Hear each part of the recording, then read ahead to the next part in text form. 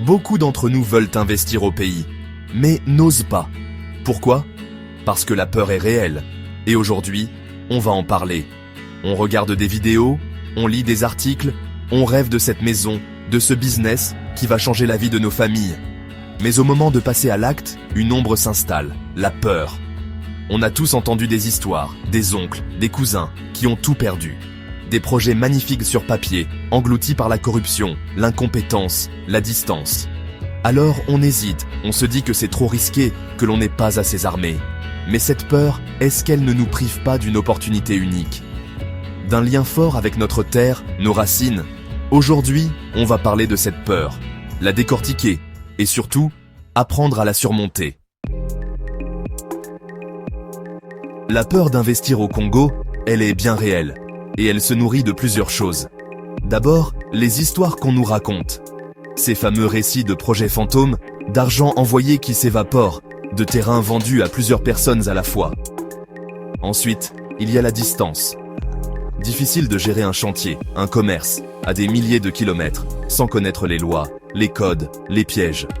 On se sent démuni, livré à nous-mêmes. Et puis, il y a la famille, les amis, ceux qui, souvent avec les meilleures intentions du monde, nous découragent. C'est trop risqué, tu vas te faire avoir, attends d'être sur place. Leurs peurs deviennent les nôtres. Le manque de structure légale, la corruption, l'opacité de certaines transactions. Tout cela alimente un climat de méfiance. On a peur de ne pas retrouver notre argent, de se faire escroquer, de perdre notre investissement. Et puis, il y a ce manque de visibilité. On ne sait pas toujours où va notre argent, comment il est utilisé, si le projet avance réellement. On est dans le flou, et ce flou nourrit l'angoisse. Alors, on se bloque. On reporte, encore et encore, ce projet qui nous tient pourtant à cœur. On se dit qu'on verra plus tard, quand la situation sera meilleure, quand on aura plus d'informations, plus de garanties. Mais ce faisant, on se prive d'une chance unique de participer au développement de notre pays, de créer quelque chose de durable, de laisser une trace positive. On laisse la place à la frustration, au sentiment d'impuissance. On regarde de loin, avec envie, ceux qui osent, ceux qui réussissent. On se dit qu'ils ont eu de la chance, qu'ils ont des contacts, que ce n'est pas possible pour nous. Et petit à petit, l'idée même d'investir au pays s'estompe, laissant un goût amer de renoncement. On se contente alors d'envoyer de l'argent à la famille, pour les besoins immédiats, sans jamais pouvoir investir dans un projet à long terme, un projet qui pourrait changer la donne. La peur devient un frein à l'action, un mur invisible qui nous sépare de nos aspirations profondes.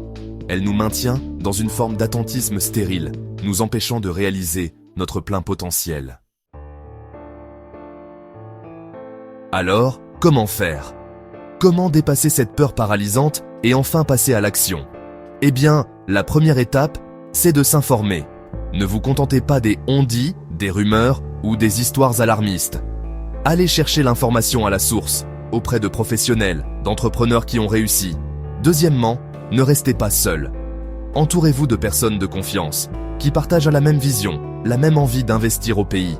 Créez un réseau, échangez vos idées, vos expériences, vos craintes. Structurez vos projets. Oubliez les arrangements flous, les promesses en l'air.